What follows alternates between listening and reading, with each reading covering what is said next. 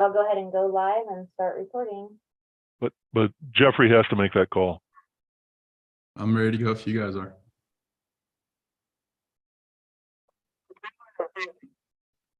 Good evening and Happy New Year. Today is January 17th, 2023. Happy New Year. There are 348 days left in 2023, and then we're in an election year. This meeting of the regularly scheduled meeting of the Pitkin County Planning and Zoning Commission is called to order. I am moving number 1A after public comment. We have one land use item this evening, but again, 1A, I'm going to move to after public comment. Commissioner comments unrelated to this evening's agenda. We do have a quorum. It's Joe Kraybacher, Suzanne Caskey, Monty Thompson, Zach Matthews, and myself, Jeffrey Woodruff. Welcome, Mr. Malloy, Tim Malloy from staff, Ellen Sassano, Suzanne Wolf, and Bonnie Shiles. We are looking forward to also welcoming our one attendee, Maza Pitt, and awaiting the arrival of Joe Wells. Again, we're called to order. Apologies for the Zoom-related delay. It's not even a snow-related delay. 5:08 p.m. Commissioner comments unrelated to the 348 days left in 2023. Shaking of heads. Planning staff comments unrelated to the 20-year update to the Castle Creek Master Plan work session. Suzanne Wolf. Thanks, Jeffrey. I hadn't really thought that one through. I guess if you guys are following things that you've seen, the Turnabout Ranch is still in front of the BOCC. There have been 2 hearings that has not yet been decided. Let's see what else. That's probably the only thing I can think of off the top of my head, unless anybody still wants a calendar. I know Jeffrey does. As long as Jeffrey stays on P&Z, we won't need the calendar. And actually, Jeffrey, I was just going to ask if you wanted to move the election to, if you're willing, Yeah, to absolutely. after the discussion of the Castle Creek Master Plan, just since I'm not sure. Chelsea thought 5:15, but Yeah. not sure. So in order to keep things moving, that would be greatly appreciated. So moved. Anything else in terms of calendar, the physical P&Z calendar coming up, caucus plans, anything else that's getting kicked to us? Growth, in terms of the growth conversation, we've not had a single joint work session other than the initial kickoff with the very happy consultant. So I'll quickly state, I mean, we do not currently have anything for caseload for the P&Z. Yeah. That always changes, so we'll see. Usually things pop up. I guess Ellen could answer in terms of if there's anything more on master plans and anything related to updates from the growth committee. Yeah, on the growth committee, we don't have anything scheduled yet to come to you all to give you an update, but that will be happening in the relatively near future. I don't think we have anything on the calendar yet, but we'll give you a heads up. Excellent. There's a meeting tomorrow, and you're always, happy to be able to participate. I believe it's public, so if anyone's interested, they could always, ask Bonnie or whoever's, controlling the Zoom meeting, or maybe it's not Bonnie. It's yeah, we do have Marjorie. a page set up with a lot of information. If you really wanted to, you could go back and review some of the meetings and the memos and all of the resource information that we've developed. There's a lot of great stuff out there. And yeah, Joe and Chelsea have been participating just as part of the resource team. And Suzanne. And Suzanne. I'm sorry. Yeah, all 3 of you. Right. So you do have representation there, but it would be great to get back to you just with a summary of an update of where we are. Excellent. And I would love to see the output from the embodied carbon study, if that is in somewhat of a human consumable form. It's been embalmed already.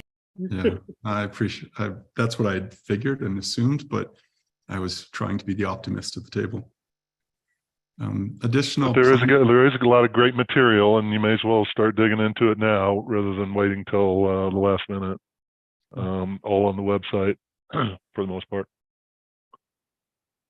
I think the just- packet for tomorrow is something like 70 pages.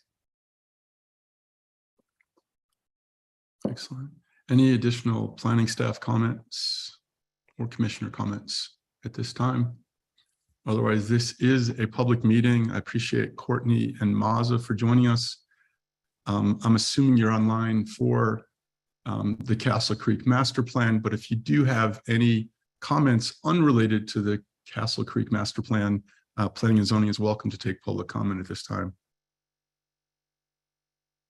And you could simply raise your hand or chime in. And if you're having difficulties, you're welcome to then interrupt Ellen and Tim, because I'm about to turn over to them. Excellent. So we have one land use action item this evening. It is number 2.1 on the schedule. Again, the original master plan was adopted in 2003, or the last time we've adopted the master plan. I'm turning it over to Tim Malloy and Ellen Sassano to tag team for this Castle Creek Master Plan work session. So Ellen and Tim, the floor is all yours. Thank you. I'll share the slides, Ellen, if you want. Yeah, that would be great. Thank you, Jeffrey. So yeah, I'm just going to start with a quick run through of the meeting. Can everybody see those slides? The slides that Tim just put up? Yes? Okay, great. So just in terms of what we're going to cover, it's been a while since we've reviewed a master plan. So we're going to quickly talk about process for review and adoption of master plans, and then jump into the recommended updates to the 2003 master plan. And apologies up front, there's a lot of text here we're going to be running through, and we'll try to run through it as quickly as possible, but there's just a lot of ground to cover in this plan. So next slide is looking at process. And I think everybody remembers that by state statute, the Planning Commission is responsible for master plan review and adoption. This is one of the things that you have sole purview for. And here we are in red today at a preliminary informal review. The purpose of this meeting really is to begin the conversation and start the review of the plan in an informal setting. We're not looking for any action on the part of the P&Z tonight. We just wanted to give you an update on what's in this plan, and then move forward from there, ultimately scheduling a public hearing for adoption. We're thinking in hopefully in early spring. In the meantime, we'll be taking public input. We've received a lot already, and we are also looking at presenting a master plan boundary or a caucus area boundary change. I'll get into that a little bit later, but that boundary change needs to be recognized formally by the Board of County Commissioners, and the caucus is putting together an application to that effect, and that should also be moving forward in the next hopefully next month or so. So that's where we are in terms of process. Again, no action requested tonight. So yeah, brief overview of the key information of the existing conditions update, which Tim is going to do, and then high-level summary of changes to the plan. And then we'll leave time for questions. Really, I think it's okay to ask questions. I guess I should weigh in with the chair. I think it's all right to take questions as we go. Yeah. So Ellen, I would say, given, by the way, we do have all 7 planning and zoning commissioners present, so we have clocked in full. But I would say, given the slide format, it would be nice to break it up a little bit and actually This way we can actually ask questions as Yeah. we're going through the slides and relevant to the slides. So that sounds like a little less formal, but welcome. And again, given there's only a few people from the public, this is a public hearing.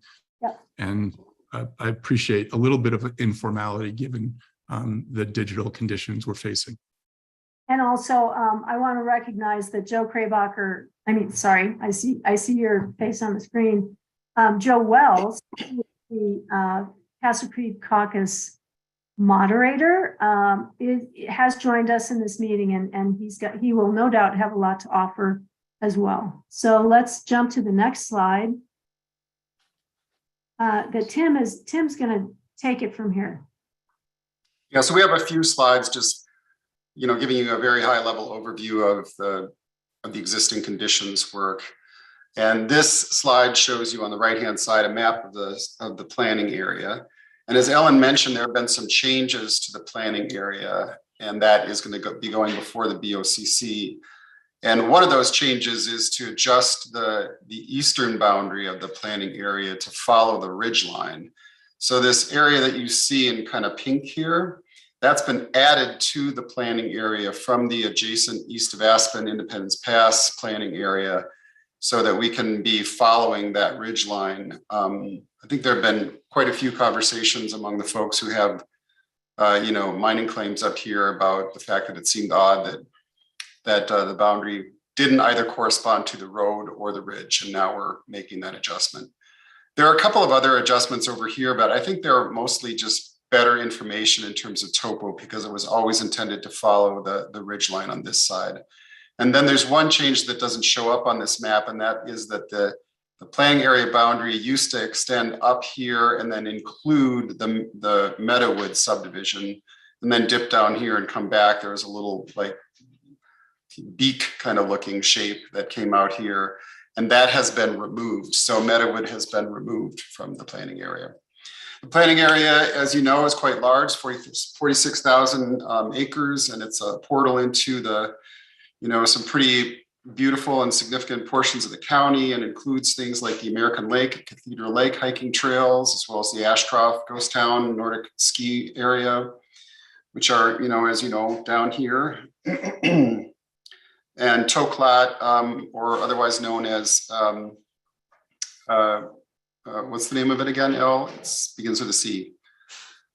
Anyway, it's the Institute that has taken over. Yeah, that's taken over the Toklat facility. And then the Pine Creek Cookhouse, the Conundrum Hot Springs, which are down in here. And the planning area, as Ellen mentioned, has been reconfigured since May of 2015 when the Maroon Creek planning area was split off from the Castle Creek planning area. And that most current configuration is the map that you see on the right. In terms of existing land use, nearly all of the existing land use is either single family residential, which you see in this red color, or Forest Service lands, which is in this green color, or other parcels that have been developed for residential purposes that include mining claims.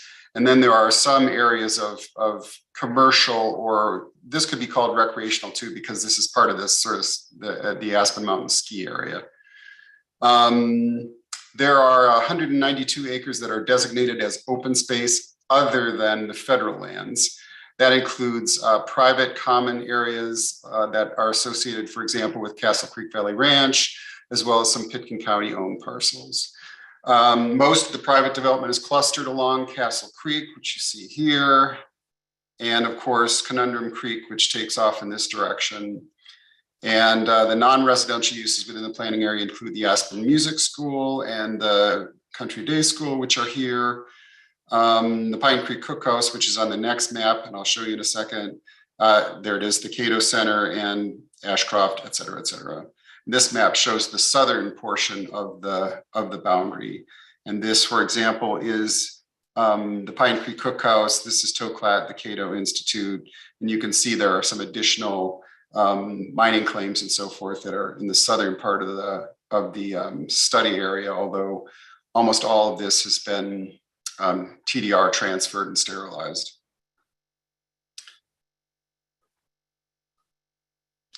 So Elle, I think you were going to take zoning. Yeah, thanks. So most of the zoning, as you can see on the right side of the map in the darker green, that is rural remote zoning, and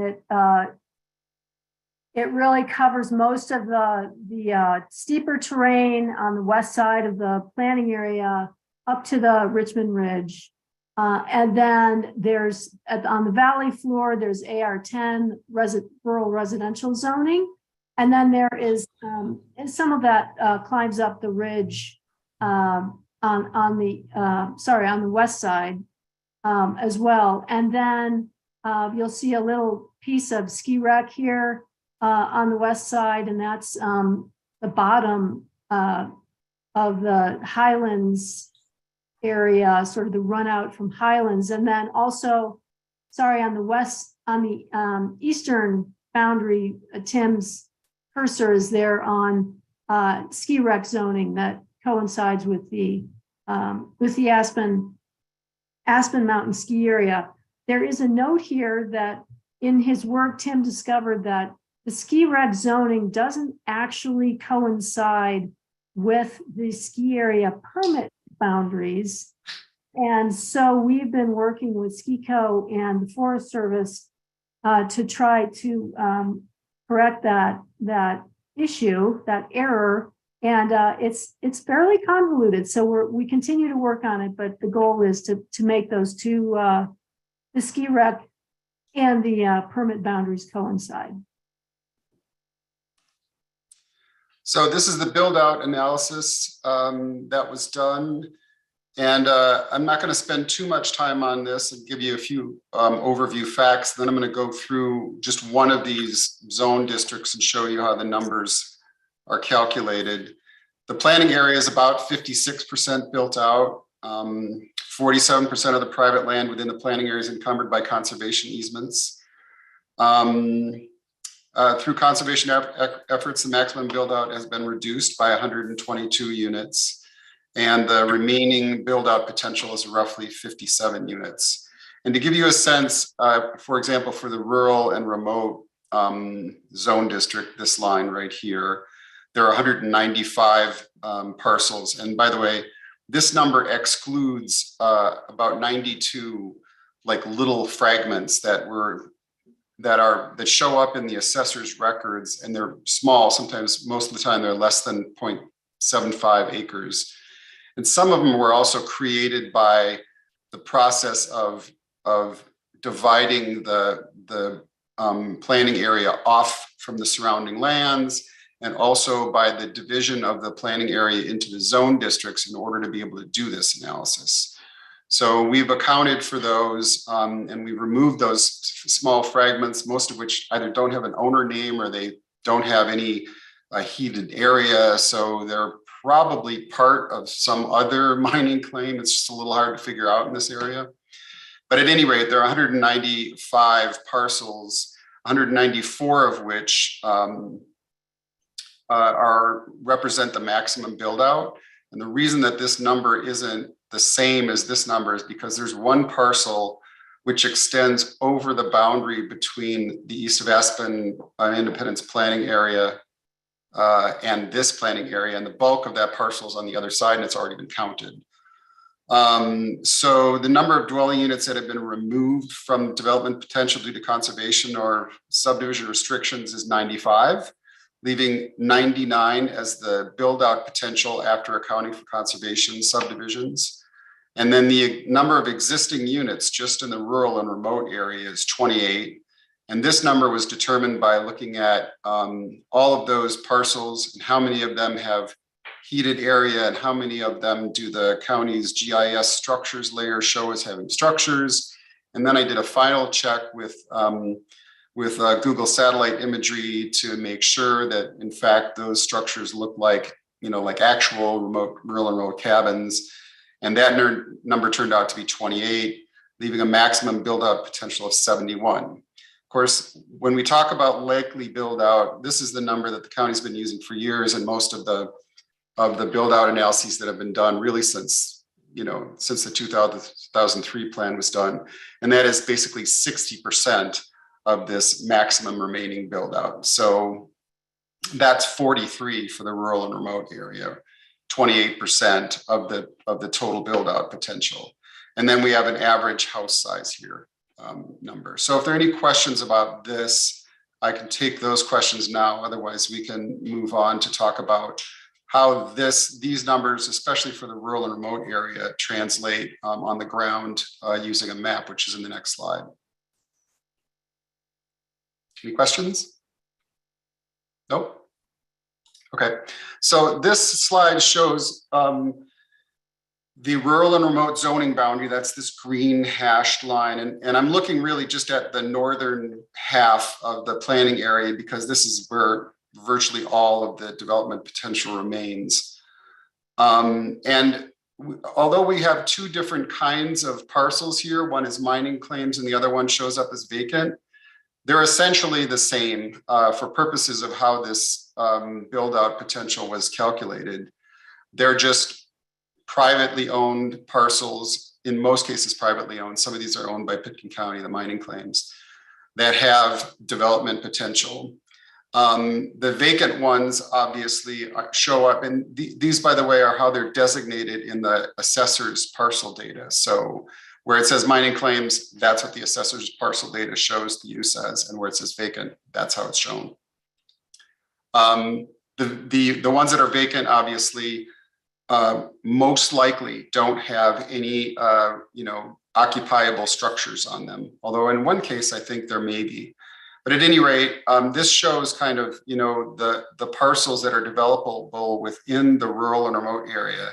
And then we've overlaid on that the TDR sending sites so that you can see which of these parcels have had the rights transferred off of them, leaving these lands that show up as without that crosshatch as where the development potential is. So you can see that there are a few parcels down here, there are some here, some sort of right in the middle of this area. Not all of these parcels that show up as mining claims are developable. Some of them already have cabins on them, but the calculation that we use in the prior table accounts for that. And so that build out number that you see acknowledges where there are already cabins built on some of these parcels. And if I may add just very briefly, because thank you for that thorough explanation. But while most of the likely remaining build out potential is in the rural remote zone district, it's important to remember that if those parcels don't send their development rights, transfer them offsite, they can only be developed to 1,000 square feet. So development build out potential in the rural remote zone district does look different than it does in other zone districts. And I'll leave it at that. Yeah. So. Oh, Suzanne, you're muted. Looked like Suzanne Caskey had a question. Yeah. Tim, is it possible to know, well, I guess this is actually unrelated to this, so don't take a lot of time with it. Is it possible to know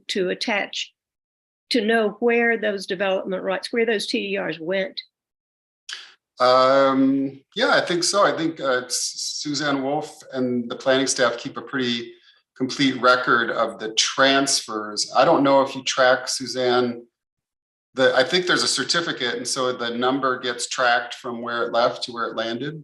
Okay, so I would go there and talk to them sometime if I wanted to know. And I will just jump in quick, Suzanne. Yes, I mean, we track them and all of that information. And I realized I didn't send you all my most recent TDR update that went to the board in December. So I'll send that. I mean, it's not, you'd have to dig in to really go, where did that TDR specifically land? You'd have to play with the map a lot. But we do track all that information. So I'm sure somebody who's a better whiz than I am could take that and go, I can show you exactly where these went. Okay. Any other questions on this before we move to Ellen? Okay. So thanks. There are several sections in the plan that haven't changed much since 2003. Some of the focal points that continue to be important to the caucus are scenic quality as it relates to, just basically what can be seen from the public roads in the caucus area, and roads and traffic and safety continue to be really a big issue up here, particularly because of the mecca that this valley is for recreation, and the fact that it accesses wilderness areas and trailheads, and it's a biking, really heavily biked road.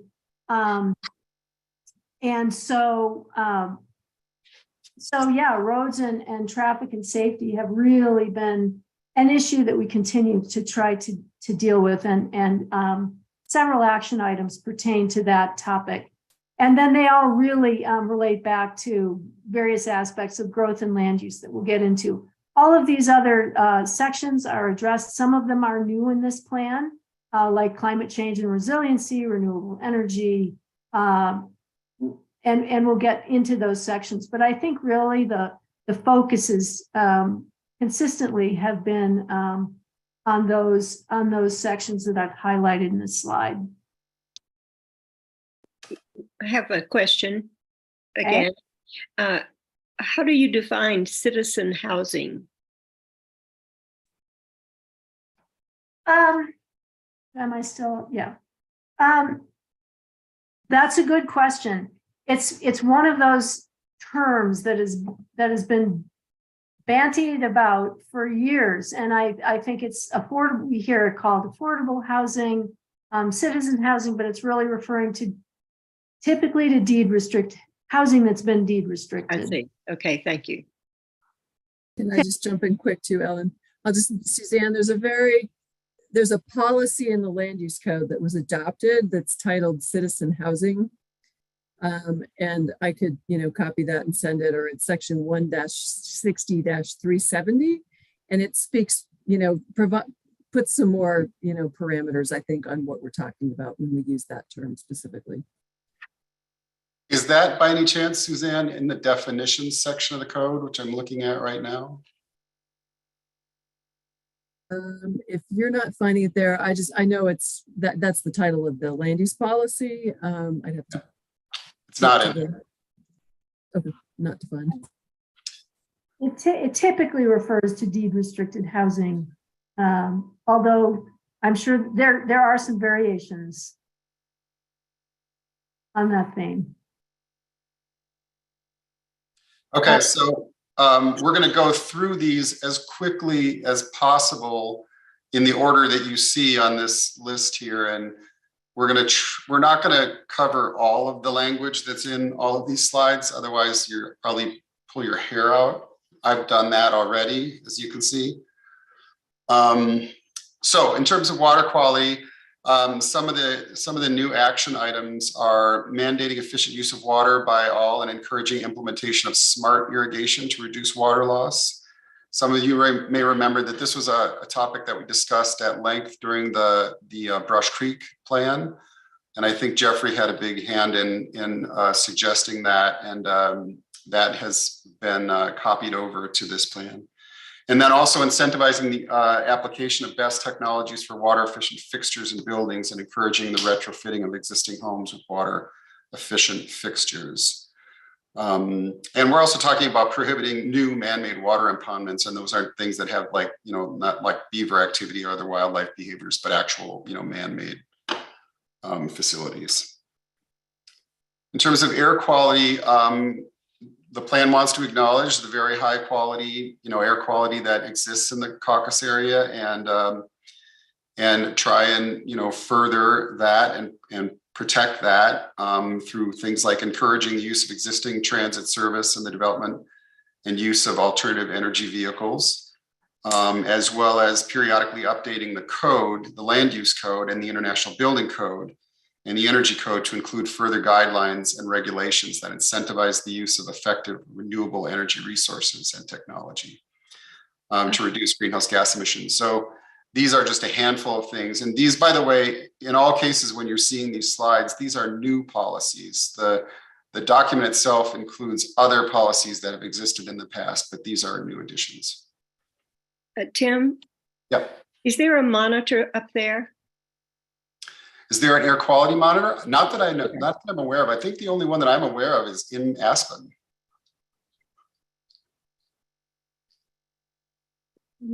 Seems like it'd be a good idea to have it. I mean, it's so good right now. How would we know if it changed?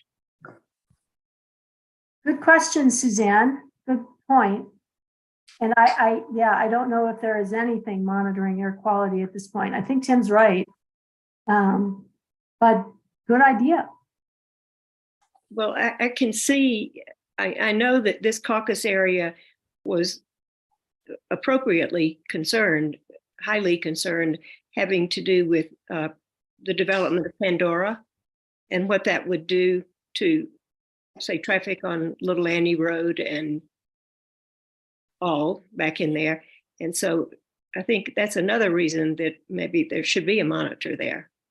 Yeah, I mean, we could certainly add a recommendation. That's a great idea to add a recommendation that there be a monitoring, an air quality monitoring station. I don't know if it's feasible or it's the right, right in terms of the big picture, but I think it's a reasonable recommendation to add if you would like to do that.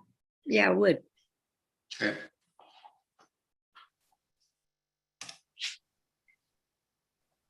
So, so scenic quality, as I said earlier, has always been something that's been important to this caucus, and really, one of the things that I think it's carrying forward from the 2003 plan that they've recommended is that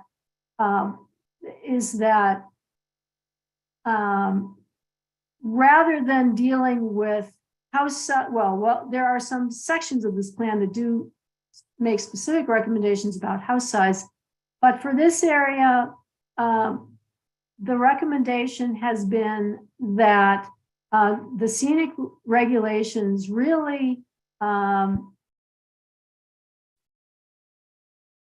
be revised to ensure that residences are sited so that they have little to no visual impact from public roads.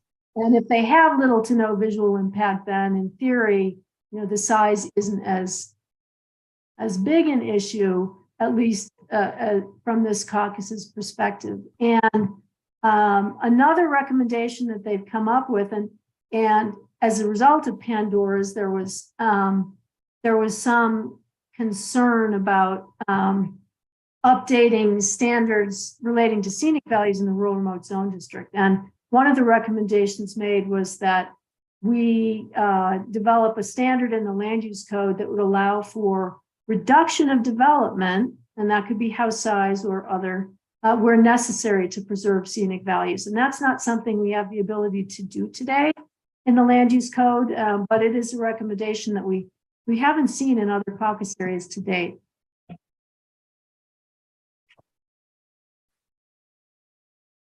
Oh, yeah. Oh, Suzanne, you're muted again.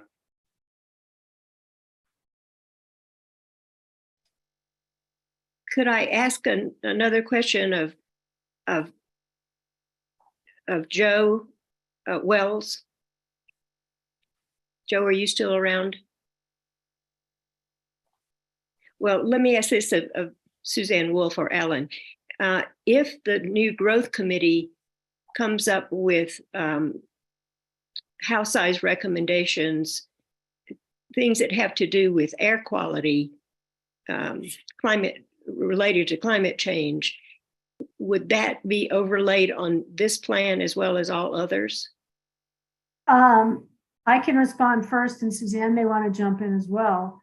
This plan is advisory only, right? And there are some sections of the plan that do speak to house size, but yeah, if the committee was to make recommendations relating to house size, they would be recommendations as well, rather, they would not, those recommendations would have to be implemented as code amendments.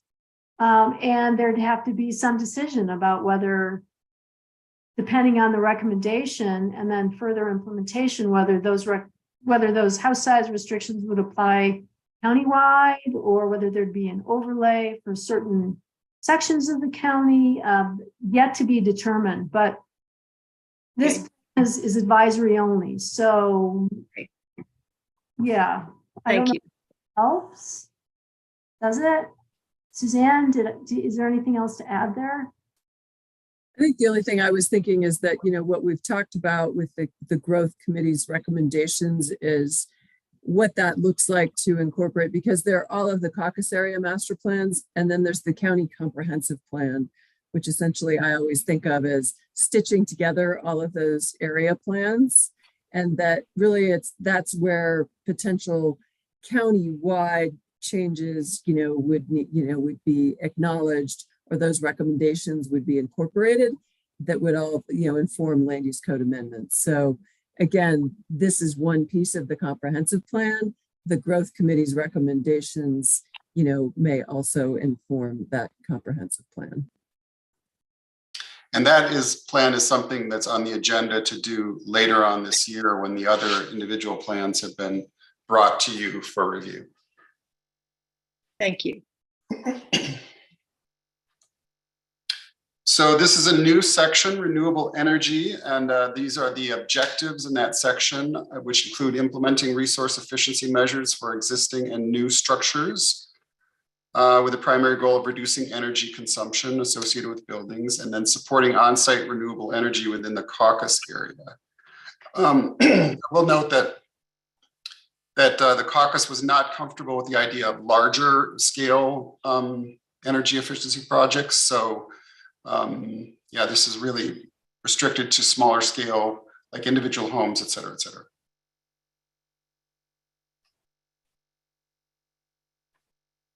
Right. So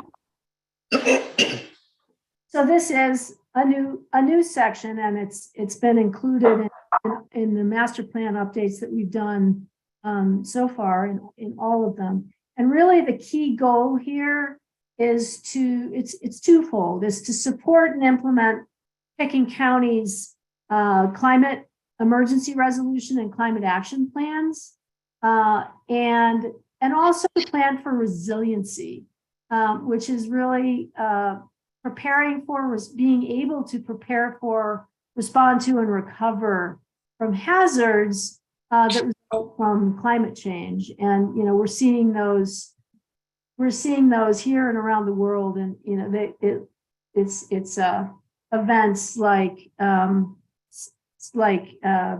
floods and wildfires and crazy weather events. So that's really the goal here. And there's several recommendations which reflect the Board of County Commissioners' direction to reduce annual greenhouse gas emissions by 90% from 2020 levels by 2050. And that is something that the board seems to be pretty focused on, and hopefully will be able to come up with recommendations through these plans, and also working with our citizen advisory committee to achieve that goal in particular. And all of these others follow, working towards net zero greenhouse gas emissions, not only for new buildings, but also for existing buildings, which may be more of a challenge. And then encouraging or requiring installation of renewable energy technologies. And as most of you probably know, the landfill is trying to divert construction and demolition waste and debris from the solid waste center. And that will help reduce greenhouse gas emissions and also prolong the life of the landfill. And there's several other recommendations in this section, and I won't go through all of them, but happy to answer questions if you have any any here. I have another question. Okay. Ellen, how does this play itself out? Like I remember in writing the old Snowmass master plan, there were goals and then there were objectives, which were how you take action on something. I don't think I see that in here yet. And so while all of this sounds good, how does it get done? How does it play out to be practical and effective? Well, some of these recommendations or action items are items that would have to be implemented through a land use code amendment. Right? So some of them are specifically talking about that direction. Others might be used in directing policy decisions that the Board of County Commissioners make. They could also be incorporated as part of the land use code, or implemented just as part of other planning efforts in the county. So some of these are just providing recommendation as sort of a push to go in a certain direction. And some of them very specifically recommend changes to the land use code. Thank you. Does that help? Yes, it does. Thank you. Oh, Yeah, and there's a longer list of these, Suzanne, that are on pages 15 and 16 of the actual policy plan. And some of them include more, it looks like more actionable items. So you might want to look at those. And sorry, I see like the last bullet here says provide electric charging stations at trailheads and or other public in the caucus area. In some cases, we're going to be working with partners like the Forest Service or other agencies or the city of Aspen. So it's providing direction, and there may be different agencies required some collaboration to get those actions or recommendations implemented. Thank you. You're welcome.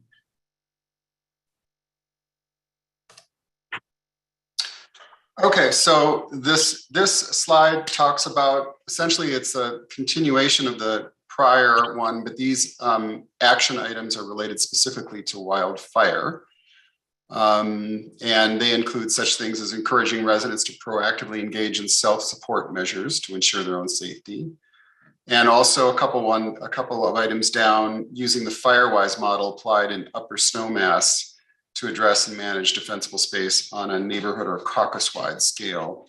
These were also discussed when we did the Brush Creek plan at length. So they're recommended here also. And require that retroactive defensible space standards are met by all existing residences when a building permit is sought. So if you're doing renovations, significant renovations that require a building permit, you're going to be required to go to look at those standards. And reducing fuel loads within 1/2 mile of a primary access road. So, there are other measures that are in the actual plan as well, but these are some of the new ones.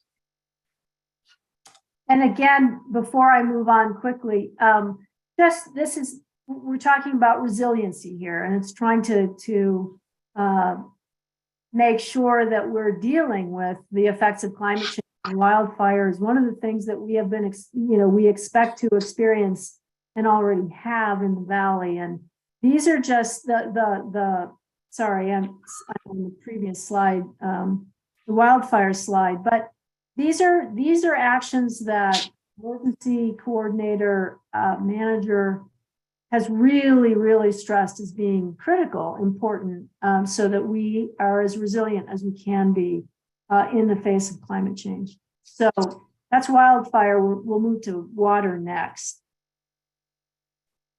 And again, this is resiliency. And it's looking at the fact that we are at the headwaters here in Pickens County, and it's really critical that we promote the protection of the headwaters, all of the water sources, the surface water and the groundwater. And also there is a plan in effect, Roaring, that has been adopted recently, I think, or completed recently.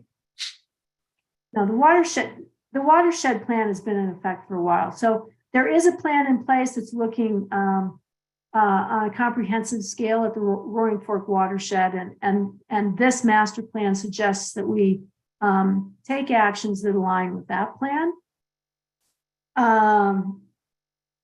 And there's also a recommendation here. Again, it's trying to make us resilient against prolonged drought, which I think we're already in that drought period. And one of the things that's recommended specifically is to look at best technologies for water efficient fixtures in buildings.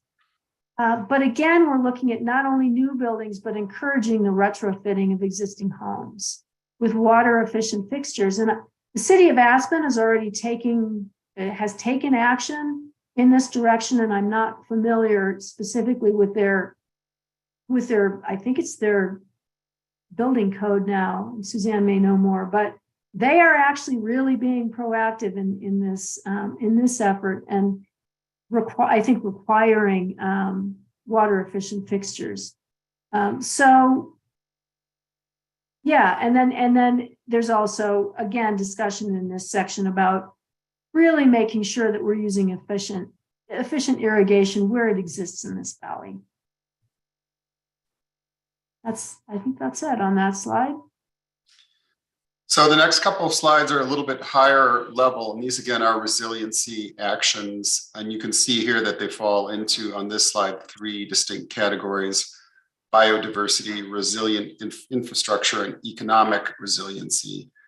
And, this second one, I think, gives a sense, which reads: develop regulations for the design and location of new buildings, roads, and bridges, and other structures to withstand adverse conditions related to changing climate.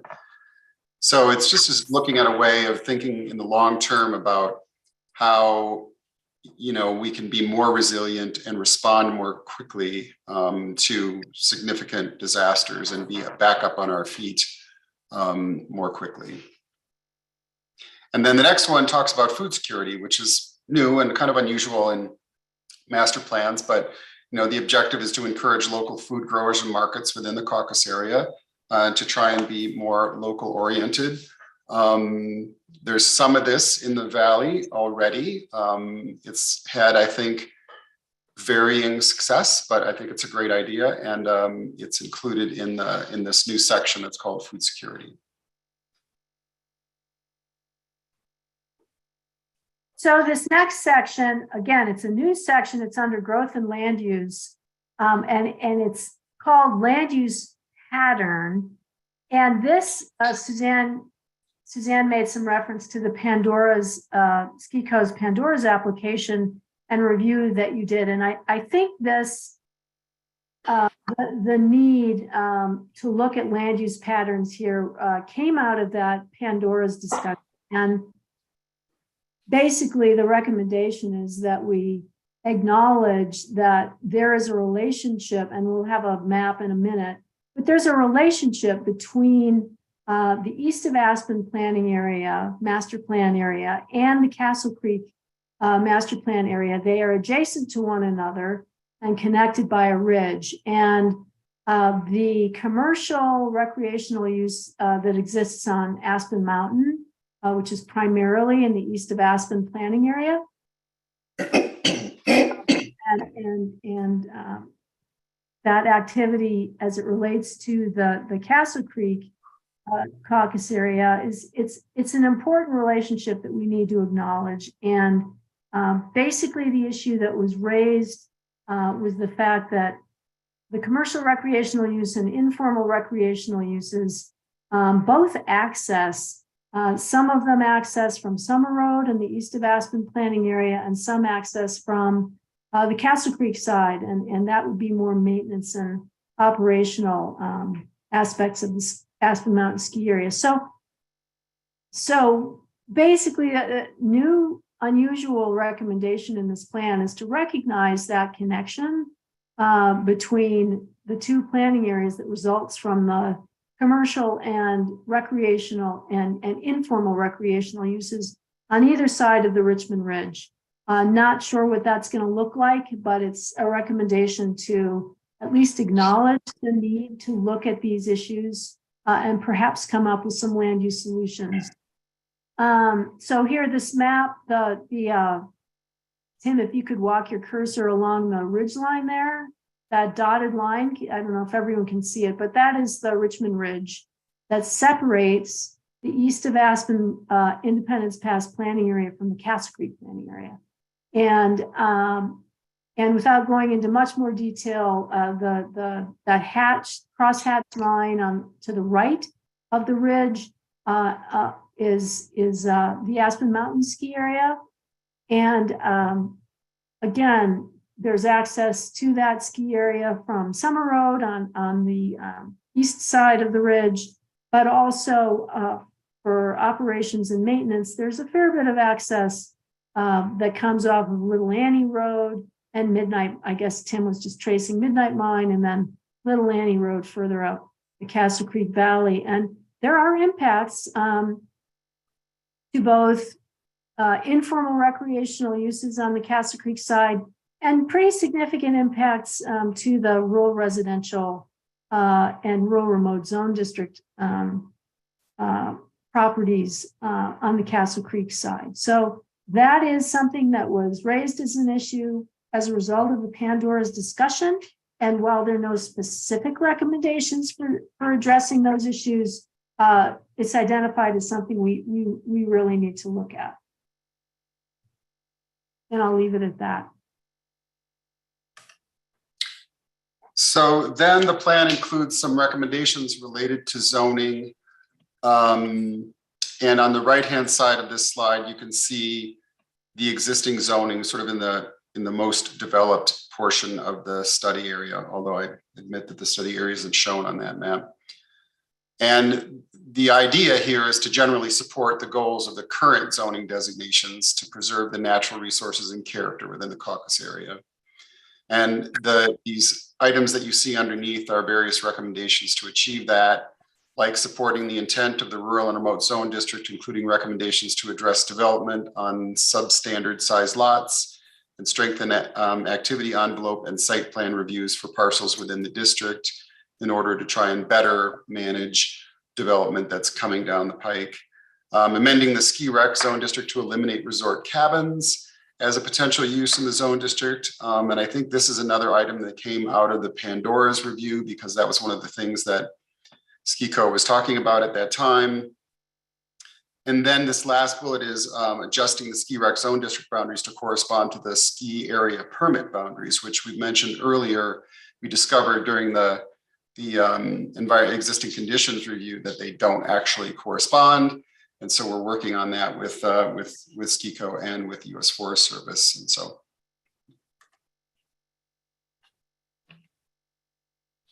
Right. So this next section, Suzanne, does actually speak to residential growth and land use, specifically house size.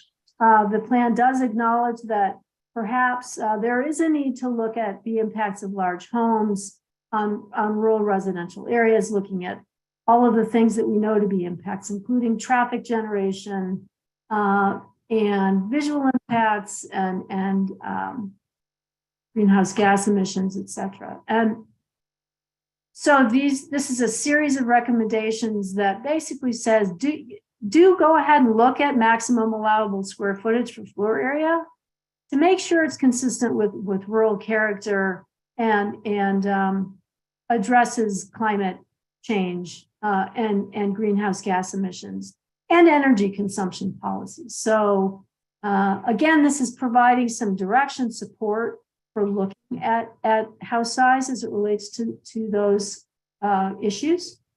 And then the third bullet down speaks to TDR receiver sites.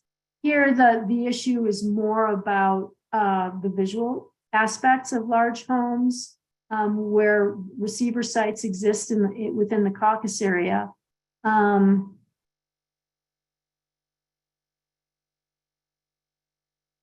And then there are a couple of other recommendations here. Basically, there's an encouragement for people to build homes smaller than the current 5750 growth management exemption. It's not stronger than that at this point. It's yeah, you know, it would be something that would be good to encourage, but it's not recommending smaller homes specifically as a requirement. There was also an interesting recommendation from one citizen about looking at aggregating square footage from potential lots, potential subdivision lots, into one lot as an alternative to creating more lots, and or allowing aggregated square footage to be divided into more than one residence, one single parcel, particularly again where smaller residences might be cited to be less visible. So those were just some ideas that residents had as relates to house size and massing and siting. And Oops. well, that's really it. That's all I was gonna. Thanks. And so this slide is kind of a companion to the prior one, but deals with policies related to non-residential and special events, which have been a significant concern for folks in the caucus area, largely because of the popularity of it for things like, you know, special events related to, and the conflicts between special events and things like cycling. So for example, prohibiting new commercial uses, such as new tourist accommodations, is something that they're adamant about. And then prohibiting the use of residential properties for short-term rentals, which is kind of a big issue all over right now.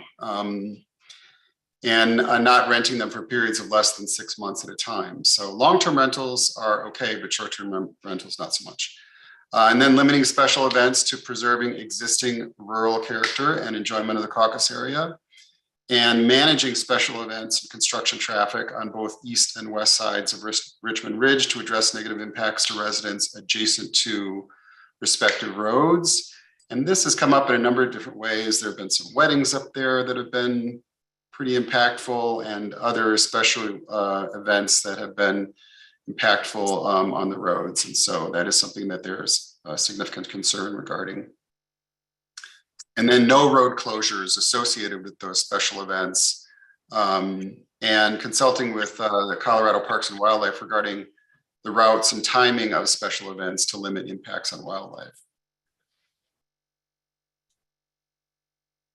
Right.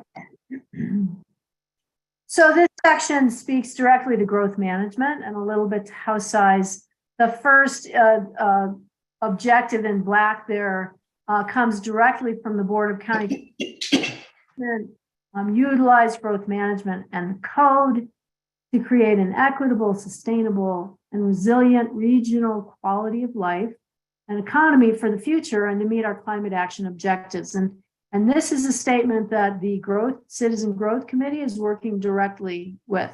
So Suzanne and Joe will be familiar with it. So there are a couple of recommendations here speaking to modifying the growth management scoring system to really support and incentivize development that enhances the rural residential character of the caucus area.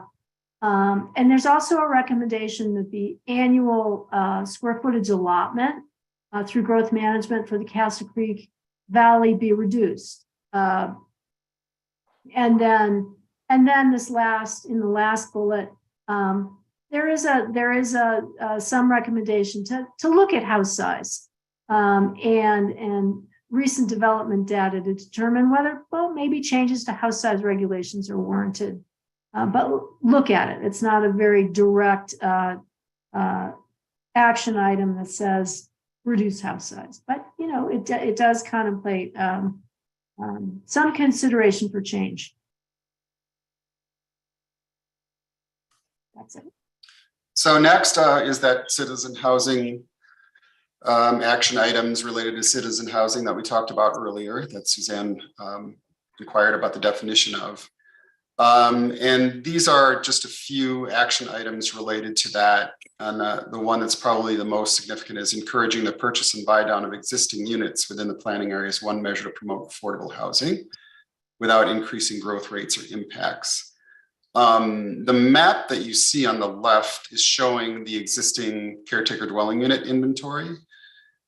And, there are not a lot of units in this caucus area. I would also point out that there are 3 permanent moderate housing units that were part of the Castle Creek Valley subdivision. They're right in this area. But they're really wanting to prohibit further rezoning of lands within the caucus area to AH. And those are the only AH zone parcels in the area currently. So these are kind of some things that they have in mind with respect to, what can be done regarding citizen housing with minimal impacts. So there is a section on agriculture in this plan. There's not much in the way of agriculture up the Castle Creek Valley, but it is included in most of our master plans. And it's conceivable that at some point there may be some proposals for some sort of local agriculture up the valley. So this section remains intact. And basically it makes a recommendation that if nothing else, even if there's not active agriculture, that water rights be secured as part of land use reviews on specific properties and as a requirement for open space purchases. And that's to maintain limited agricultural use to the extent there is any, but also to preserve open space and wildlife habitat values on the valley floor. So the next 2 slides are dealing with open space, recreation, and tourism, which is a big deal for the caucus area residents, as you can see by the number of action items that are proposed on these next 2 slides. I'm just going to touch on a few of these because there's quite a lot of them. But I think some of the main concerns are the impacts that are related to the really heavy use of the trails and recreational facilities up here. And so they're looking at facilitating future trail connections and linkages to public lands along existing routes to try and create better connectivity for the trail system, facilitating a future Shadow Mountain Trail to the music school and beyond. That would, I assume, come around the nose of Shadow Mountain and probably hook up to a trail that would be along Castle Creek Road. Designing separate and distinct trails for motorized and non-motorized use. Not sure there's that much motorized use up here, but that is a concern. And then considering placement of portable toilets and encouraging the purchase of conservation easements and fee simple properties by the county. What else have we got here? And then, of course, the concern about minimizing the impacts associated with parking and traffic related to the trails use and making sure that that's compatible with the existing residential use. And studying the potential for a Nordic trail alignment from Aspen to Ashcroft. Similar analysis and study was done, I think, at one point in time in the Crystal River Valley, which has resulted in a long, though not complete, trail in that valley. It's a lot of work. And then supporting the 2015 Nordic Trails Plan, which proposes to secure a guarantee of long-term public use of the privately run Ashcroft ski area. I think there's some concern that for its long-term longevity and permanence, and this is a topic to talk about whether or not it can be made more permanent. And the next slide is more action items on this same topic. Yeah, more of the same, because there's so much activity up Castle Creek, and it ranges from, a lot of heavy bicycle use, illegal camping, illegal parking on the roads. Again, people just trying to get up there, and to some extent a lack of enforcement. That's been a real issue for the residents up there, and an issue across the county. Something we need to continue to work on.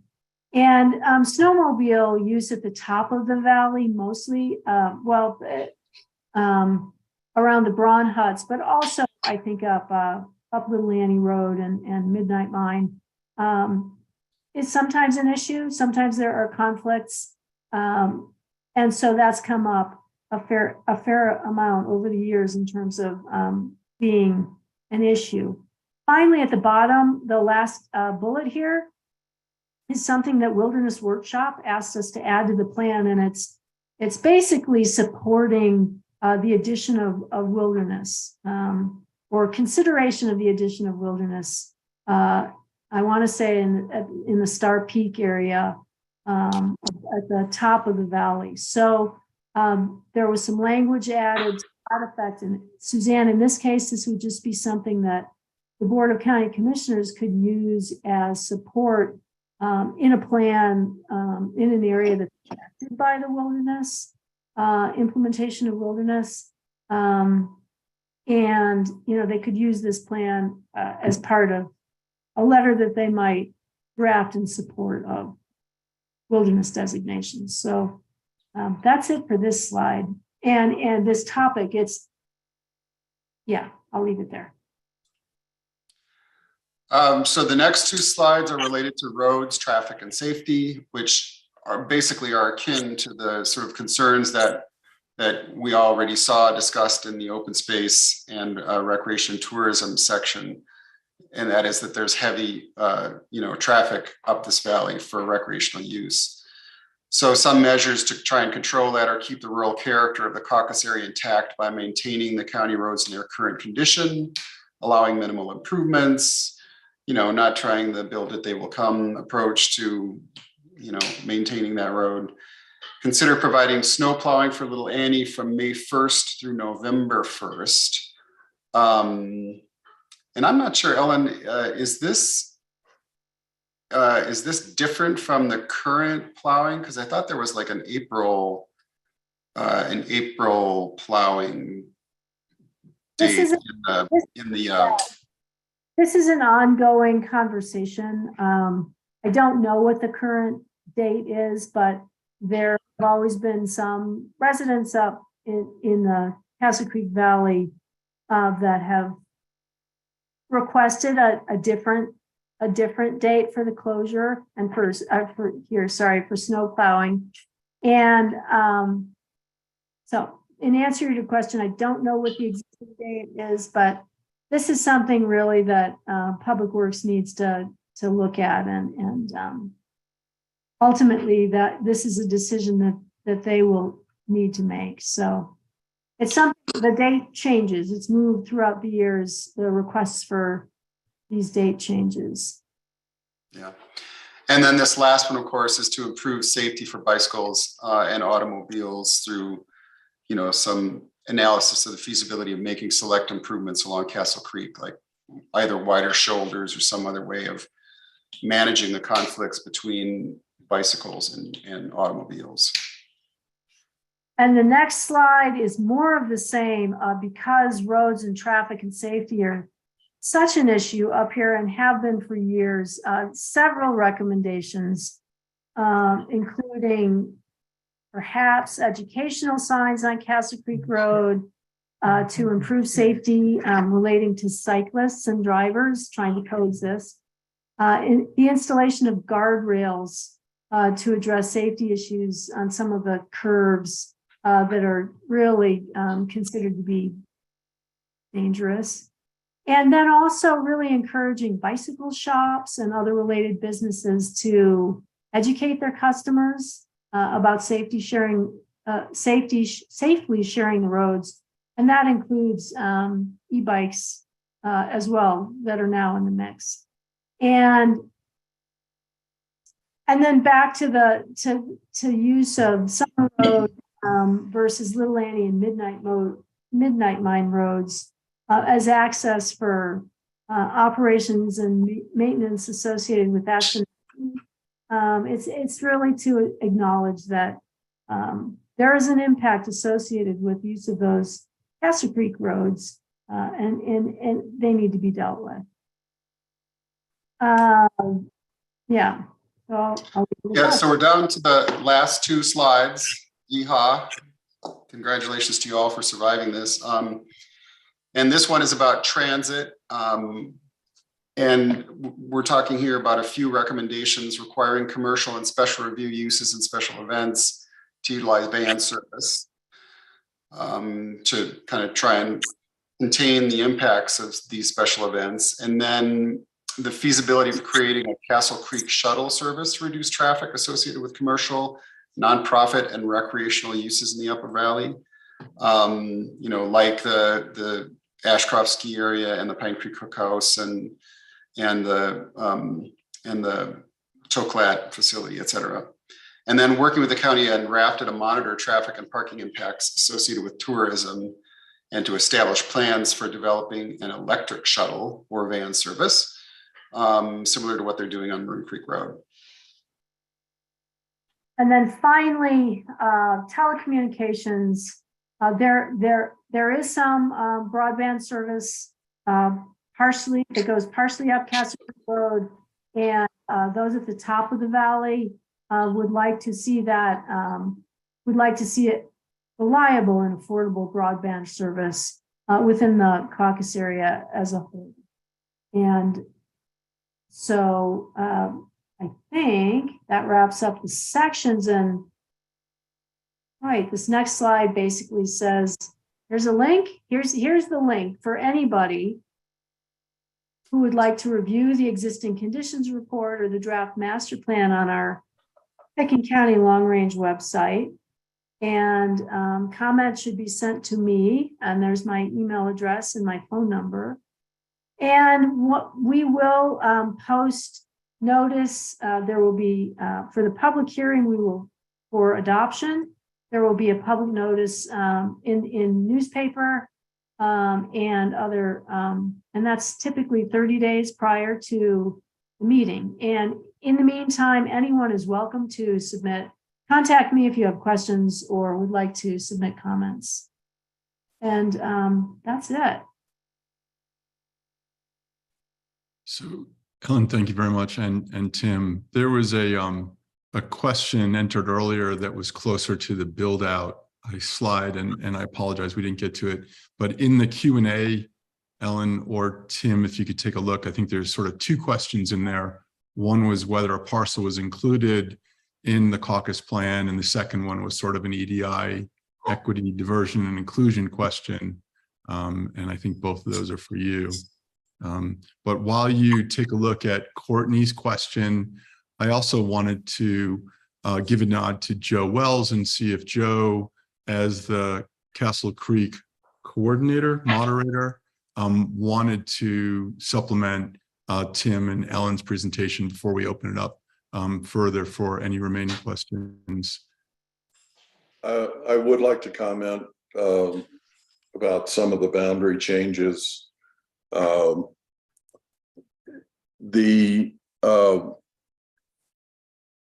What we are proposing to do, and I spent a lot of time on this, and we unfortunately took much longer to resolve this issue than we should have, but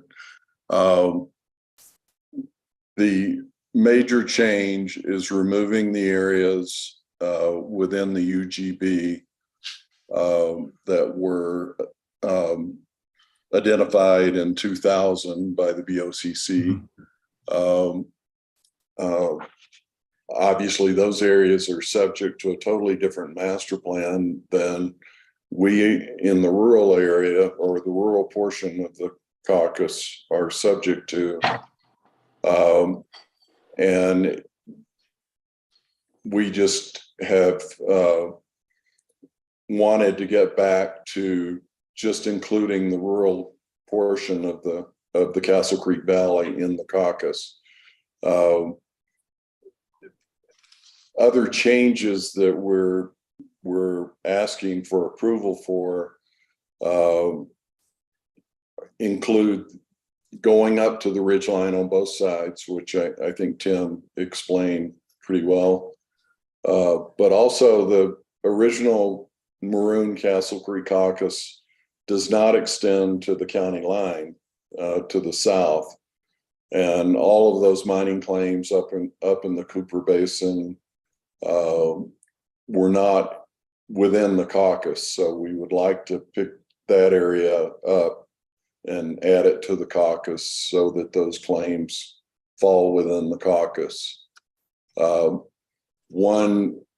I think one interesting thing to note is that the music school campus is within the UGB. So we have a flag of UGB extending up to the music school campus with a few residential lots along Castle Creek Road that would not be included in the caucus going forward if the BOCC approves the plan. So I just wanted to emphasize that there is a notch coming up Castle Creek Road for that area. The reason getting the boundary set has been important, obviously, is we want to discuss the master plan as a caucus, and without knowing who's in the caucus, it's been difficult to have those discussions. So I was trying to get this going during the holidays, and then I came down with a prolonged bout of the flu. So I've got to come back to this and get these meetings scheduled so that we can start to discuss this as a caucus. So that's really where we are on the master plan. Excellent. Thank you for joining us, and thanks for that feedback. And So Ellen? are there, I don't know if there are other, I'm happy to respond to Courtney if you'd like me to do that next. And it looks like Tim's been typing with or answering with Courtney. Yeah, I'm trying to figure out which claim she's talking about. It looks like it's the Maggie load, and I can check that out and see if I can figure out what that is and how it was assigned. So So I'm while, going sorry, go ahead. no, after you, Ellen. Well, while Tim is checking on that, I can speak to Courtney's question about the cultural historical resources section of the plan. And she's raised a good point that there should be some reference to the native voices and that cultural historical resource in this area. She and I have had some extensive conversation on that topic, and I have asked her actually to work with her contacts in the Native world to come up with some language that would be appropriate. I don't feel qualified to make a statement on their behalf. And so that's where we've left it, Courtney. And I'd be happy to incorporate language if you can get some, if you have some recommendations that are coming from that cultural resource. I don't know how else to respond. Could Aspen Historical be of service or use to employ to help in that matter? In terms of language or history, or no?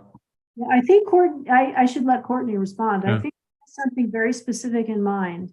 And perhaps, I don't know that we're going to answer it tonight, but perhaps she and I can continue to work on coming up with some language that addresses her very legitimate motivation. And maybe the historic, perhaps that's a good resource. Thanks. And I mentioned the Historical Society because they were involved when we were looking at the property up Castle Creek, the Bavarian Highlands, both in terms of footage and images. So they were a cultural resource. And that's why my brain went to Aspen Historical, because they were certainly invaluable in forwarding existing photos of the Bavarian Highlands and then supplemental footage, et cetera. So they were certainly part of that land use process that was super helpful. If at this point, I'll open to Pitkin County Planning and Zoning Commissioner hands.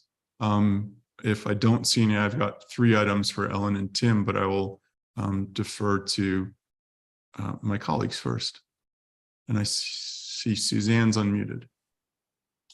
And if Ellen or Tim, if you guys stop sharing, then we could see people rather than PowerPoint. And nothing against Bill Gates, but yeah, that's better. Thank you. I'm not sure that this is appropriate, but I don't know when it would be more appropriate to bring it up. That I thought I might just say to Joe Wells, 2 of my concerns were that I noted were a mention of trails for motorized vehicles. I can't think with the emphasis that you all are making on the rural nature of that area, I can't imagine where a motorized trail, a trail for motorized vehicles would be appropriate. So that's one concern of mine. And then another concern is that you all are, at least for now, saying you don't want any more mention of of entertaining of AH zoning. And while I don't know where AH might fit or what type of AH structure might fit, I think it might be hard for me to say it's okay just to completely rule that out. Because I think the master plan that you're coming up with is so strong and so broad that if the caucus was asked, or the P&Z was asked, is this development application in character with the master plan, that would rule out anything that you didn't want. You could say, no, it's not for these reasons. Could I comment? Please, yeah, again, so Joe, it's an informal, it's written as an informal session. There's no vote tonight. So I was hoping this was more of a conversation. So please.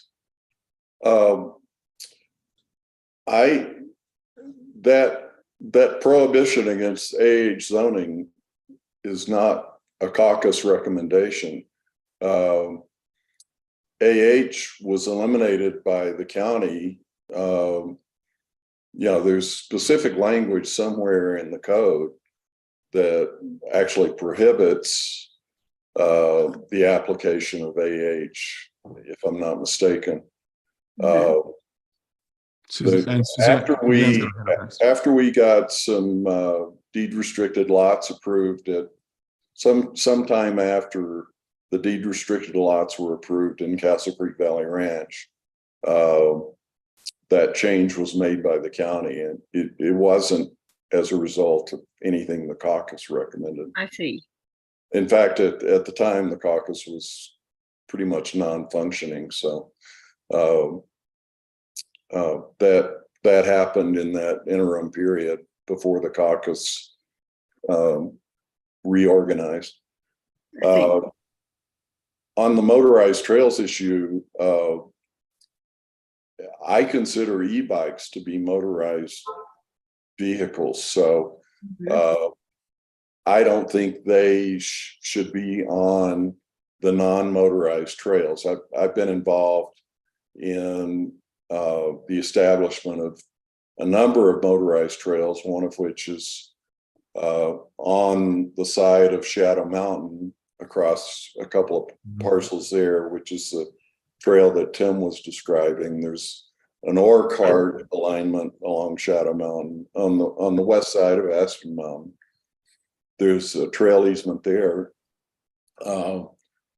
I established trail easements through the full length of Castle Creek Valley Ranch, and those are non-motorized easements. So I don't want to see those used for e-bikes. I can agree with you on that. Any mention of motorized trails in my mind is just a place to keep e-bikes. Okay. So Suzanne Wolf, to follow up on the AH question.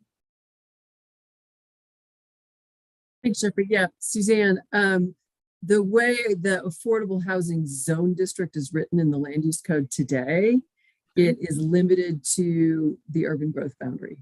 So someone today could not rezone an area outside of the urban growth boundary to AH.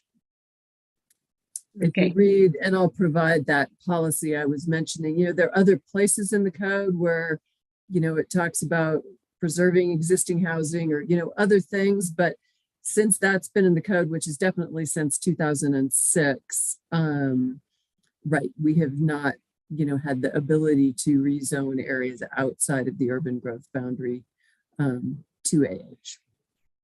I understand. I think that we'll get more and more desperate over time. And I don't disagree. And I think the BOCC is, kind of teeing up to have a big conversation about the county's housing policy, which, ties back into this, citizen housing, policy that I mentioned, as well as then how that plays out in the land use code in terms of where zoning could accommodate it, et cetera. And then I have one other general question. I want to see, am I correct that, well, I know that there was a time when a threshold question, when a land use application was sent out to a caucus for review, that one of the threshold question was, does it meet the requirements of the master plan of this area? And so I was of the opinion that if it didn't meet, and if it didn't meet the requirements of the master plan, that a caucus had much more heft in saying, no, it didn't for these particular reasons. Is that still the case? I'm going to let Suzanne answer that. Yeah, sure. Yeah, I mean, yes, Suzanne, I mean, there are, yes, many places in the land use code under various review processes where one of the criteria is consistency with the master plan. So Okay. staff obviously takes a look at that. We, clearly look to the caucuses to provide their input. Some caucuses are very involved in providing that and some aren't. So with some of the caucuses, we're left, trying to interpret their master plan, for them. But yes, I mean, say a special review, clearly one of the first criteria is this consistent with the master plan? Okay, thank you. So further commissioner questions. Otherwise, I'm going to take the floor for 3 questions for Tim and Ellen, unless I see another hand. The 3 topics I'd like to hit on would be emissions, fire, and incentives, I guess. But I also want to start with saying thank you to Joe Wells. I think the language around not permitting short-term rentals is pretty clear. Looking for 6-month rentals rather than weekends. So kudos on the short-term rental language. Kudos on the visibility from a scenic view corridor. So I think those 2 areas are really strong. And then also we breezed through, but the GMQS language that, if there's square footage landed through the GMQS allotment, that it actually, the benefits accrue to where the square footage is landing, I think is also wonderful provision in the master plan. We don't see the tying of the incentives with the GMQS allotment, and certainly in the last couple of years we haven't seen that. So those are the 3 things I think are wonderful. I'm going to start in the weeds and say, if this is the most pristine part of the world, and this valley is so special, why are we still using chemicals to spray weeds? Why don't we use water? And so in other areas of the county, we actually use steam, also known as water, and it doesn't involve chemicals. In this way, we preserve the riparian areas. We preserve, we're not shooting chemicals into backyards and leaching into groundwater. So I would say, if it goes back to Suzanne's earlier comments, there's a bunch of, it would be really nice if we did this, but it just seems like there's a few areas where the rubber should hit the road. So prohibit chemicals for use for weed control and use steam would be one suggestion. The second one is around environment and tailpipe emissions. There's criticisms of the construction industry and tail emissions, yet we're still driving, two-stroke snowmobiles. Both we picked on this when SKICO submitted their mountain master plan, but it still seems like it's the prevalent, it's both noise as well as air quality. So why aren't our fleet of snowmobiles at Ashcroft and at SKICO and elsewhere in the valley actually fully electrified? And I'm just going to give you 5 things and you can respond or not. The next one is around Firewise. And you do a shout out to Upper Snowmass, the fact that they're a Firewise community. And I think rather than the soft words of encourage Firewise, I think Castle Creek should be a Firewise community. And so whether that's with county help or with citizen help, and I'm not putting it back on you, Joe, per se, but there's amazing benefits accrued to the Upper Snowmass caucus by being a Firewise community. And so I think that is a community level move. And again, kudos to the Upper Snowmass caucus that that Castle Creek should follow their lead, not just encourage, but actually adopt the Firewise USA standards. And my last sort of diatribe is there's a bunch of areas in this plan, actually 9 of them, where you use the word, or sorry, the plan uses the word, not anyone particular, but the word incentive appears, including if someone uses Firewise materials in the construction of their home, they should be incentivized.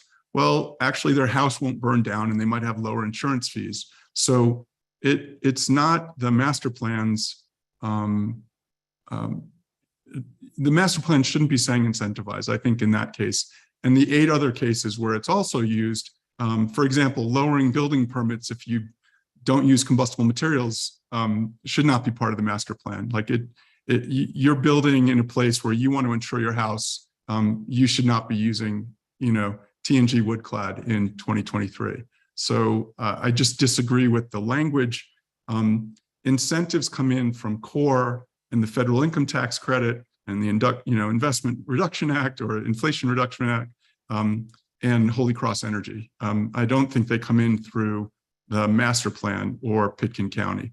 And for some reason, that word was, again, used 9 times in the master plan. So I'd really look at that language and what you're suggesting, because nowhere does Pitkin County write a check to someone building a home. It's generally the other way around. So I think my point was made, but Ellen and Tim, you're welcome to comment on any of the above. Or just nod and say, Jeffrey, you're nuts. It's okay too. No, it's something that we do look at in all of the master plans. Often there's language that's not as directive as it could be. Yeah. And I think suggesting that it be very directive, instead of, suggesting that we consider encouraging, incentivizing, as opposed to just saying prohibit or regulate very direct, is a good recommendation. And you've identified some areas where it makes sense probably to be more direct. We found that in some cases, it's nice to suggest that incentives be used to encourage people to do the right thing, but they're not always effective. Yeah. Incentive guidelines are not always effective. And so taking a more regulatory approach may be more effective. And just- although without, sorry. oops, sorry, go ahead, Jeffrey. No, I was just going to say, look, it's 2023. The incentives to, if we just look at climate and homes, the incentives today from CORE, Holy Cross, and the federal income tax credits are $50,000 per house, roughly, for you to electrify your home, to electrify your car, to do better air sealing, windows, etc. I don't think the master plan that's really directed to roll up into a county master plan is the applicable place. I mean, it just seems like, even water-wise, watering, you're well water and, you're not going to get incentives. But to me, CORE, Holy Cross, the federal government provide incentives that are significant. And it just seems misplaced to be in a caucus. I mean, the caucus is saying we want to live in a beautiful place, and it is a beautiful place. And how do we maintain that beauty? And I guess, find another word for the 9 times we use the word incentive, because this plan, I think, can be even stronger without dictating behavior, and preserve and protect the rural qualities, that we're all espousing. Yeah, and I don't disagree with what you're saying, Jeffrey. And the only thing that I would point out is that, and I'm not familiar with the specific 9 references that you're referring to, but there are incentives like process-related incentives or fee reductions that are possible, but depending on what it is we're talking about in terms of how the incentive is applied or what the incentive is for.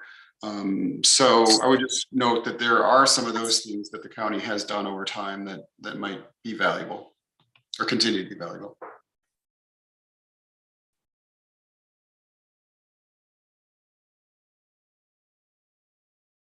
Hands?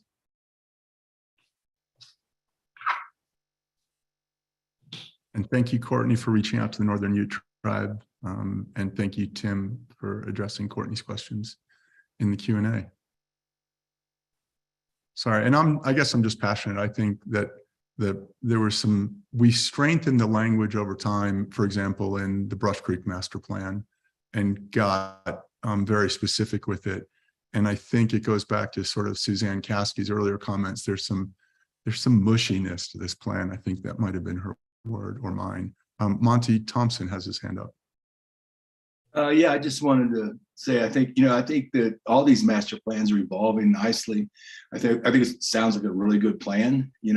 Obviously some stuff's to work out and stuff, but over the years I've been here, just watching these plans evolve, seems to me that they're definitely on the right path. Might not be the exact same thing every time, but somehow it seems like there's some evolution going on for these master plans to be better and better and better. So that's my only comment. Thank you. So Courtney or Maza, again, it's a work session and informal, and much like we invited Joe, do either of you have some follow-up questions for either the presenters or planning staff? We're here, and I think you just unmute yourself and join us. So for Courtney or Maza.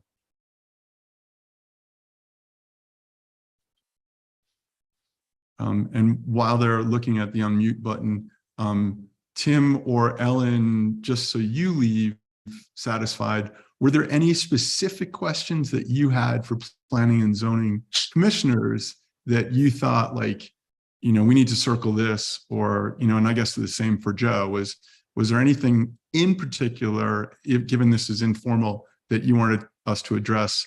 And then I'll turn it over to Courtney, who we see is unmuted. So Tim or Ellen, anything specifically that you wanted to hear this evening? No, I don't think we have any specific asks, questions for the Planning Commission. Really just your general response, any questions and direction is what we're looking for. Thank And you. I would just say that with the idea in mind that we're going to come back to you with the adoption meetings where we'll go through the language more specifically. Yeah, we're really just looking for your high level thoughts and comments. Yeah. And thank you. It's really actually helpful to get the red line version.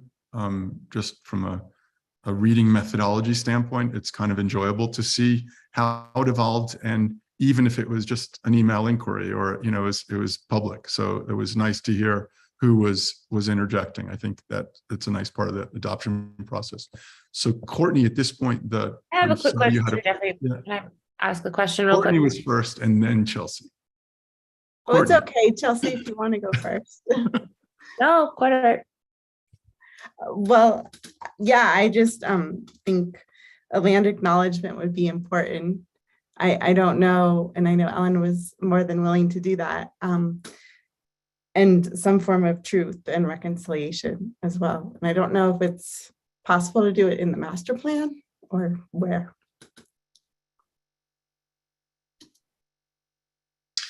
Courtney, while you're on, could I ask you a question?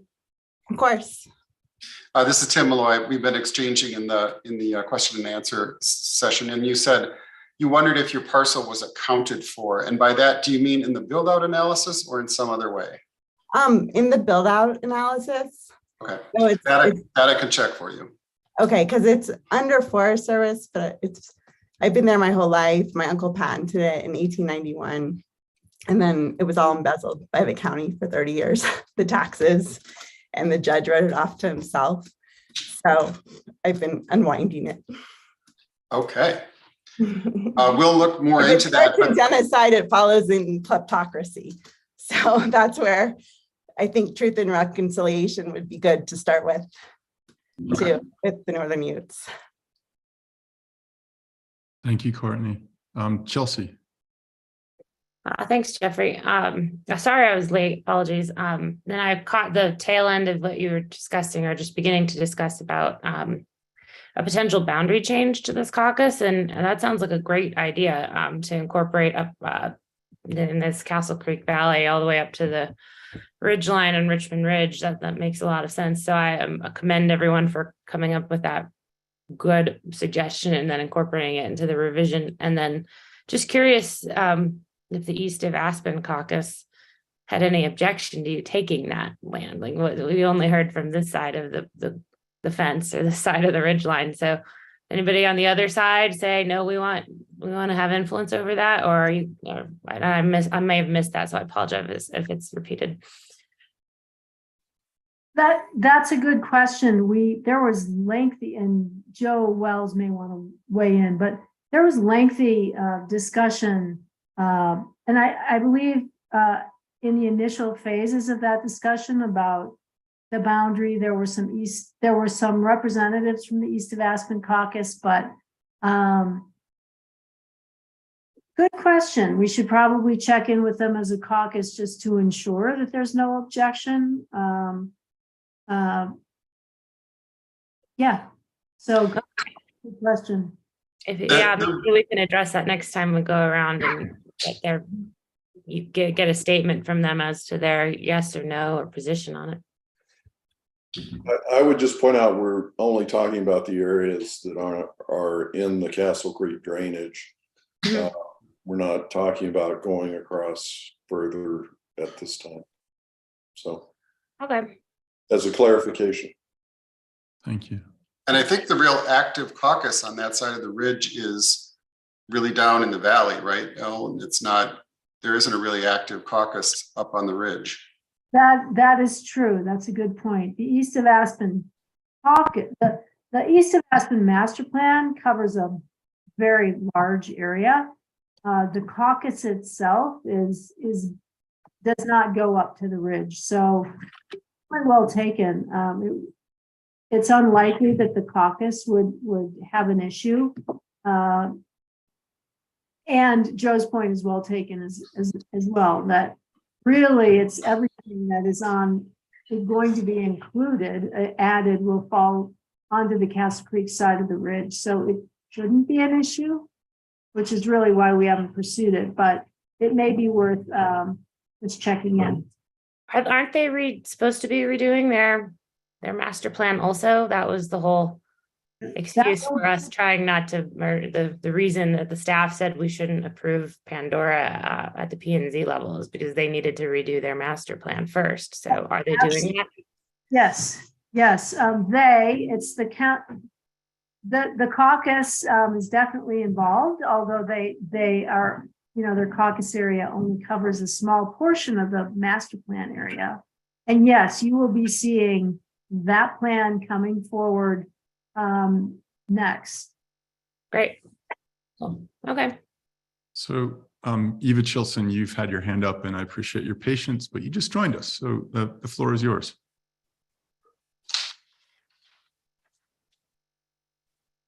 Eva Chilson, you're unmuted. Your hand was up and you're, oh, My apologies. That was an accident. I'm Oh. just merely listening. okay, no worries. Thanks for joining us. No worries. No worries. I appreciate it. Any other, either public hands or planning and zoning hands? Otherwise, at this point, I am going to close the public part of this meeting, unless, again, just sort of final call for our informal review of the Castle Creek Master Plan.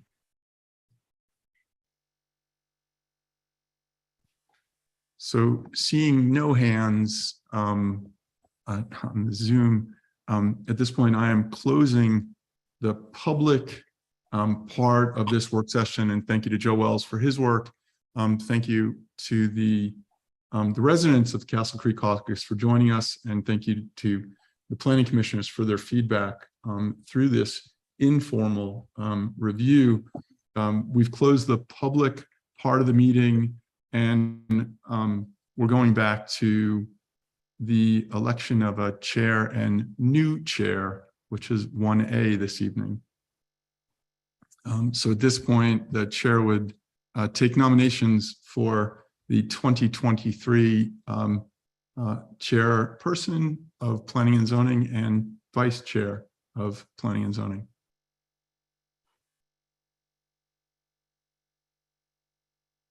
Monty, you have your hand up.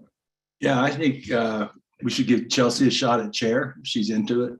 And then vice chair, I'm not sure about. I mean, Joe's got a lot of experience, but if Suzanne wants to take a shot at it, I know I don't, but I really think Chelsea would be a great chair.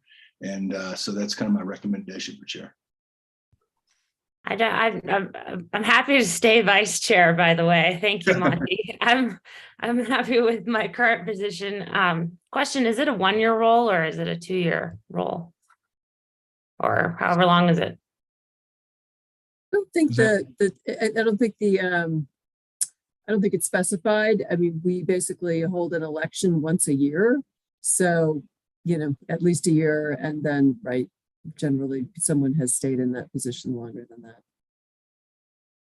Fine. What happens if we don't elect a new chair? I guess Jeffrey just stays in. And Jeffrey is going to respectfully decline and enjoy being a panelist as opposed to the primus inter pares for those of you who are Latin gurus. And I think I will bring the same enthusiasm and joy for the packets, but I think someone else should share in the responsibility and joy of the prep work.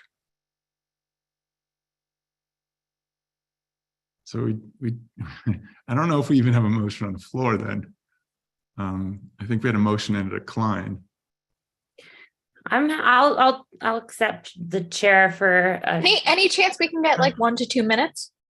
Oh, Eva, yeah, Eva, again, the informality of this evening is really, it's a public meeting, and we appreciate the informality. So yeah, please. Beautiful. Thank you so much. I appoint Eva. Eva, did you want to chime in now, or you want to wait till after we ballot here? Honestly, give me like 1 to 2 minutes. I'm end of a work day. I'm just trying to tune in and kind of get my bearings on this meeting. But we welcome your feedback, and we'll reconvene with the election momentarily. We'll pull down all the yard signs, but the floor is yours. Beautiful, beautiful. Give me 1 to 2 minutes. I do want to say something. I just am kind of gathering my thoughts, if that's all right with you all. Yeah. Do you want us to circle back after the election? Nope. Just give me like 2 minutes. 2 minutes. It's all yours. Okay. Please. Beautiful. Thank you. 2 minutes. Have any PNC members who are not in attendance tonight that we can appoint? Oh, that's a good idea. But so more seriously, I thought we had 7 people. Are we down to 6? Is there a vacancy or a couple? We do have 7 on the phone, Joe, and we've got a full. But Eva's got the floor if she would so wish. I think Jasmine was on, but I don't see her. Oh, I see. Yeah, right. Jasmine dropped off, so that's where the 7th went. If Eva is thinking about it, let's go ahead and finish this business. Is that okay with everybody else? Yeah, of course. So Chelsea, are you still there? Yep. I think you just agreed to sign on for a year as chair, right? Yeah, that's fine. I'll give it a go. I'm not scared of it anymore. I was a little nervous about it the first 1 or 2 times I did it, but it's fine now. So that's fine commitment. And I like working with all of you because you're all kind to me if I make a mistake. So I have Monty as a motion, which is to elect Chelsea Clark as the chair of Planning and Zoning Commission of Pitkin County, Colorado for 2023. Do I have a second? Yes. Second. Suzanne Caskey, all those in favor? Aye. I'll vote for myself. I think the ayes have it. I will say unanimous. Do we have a motion? So Chelsea Clark is the chairperson for Planning and Zoning, Pitkin County, Colorado for 2003. Eve will be right back to you. Hold on one second. One more piece of business. Do we have a vice chair motion?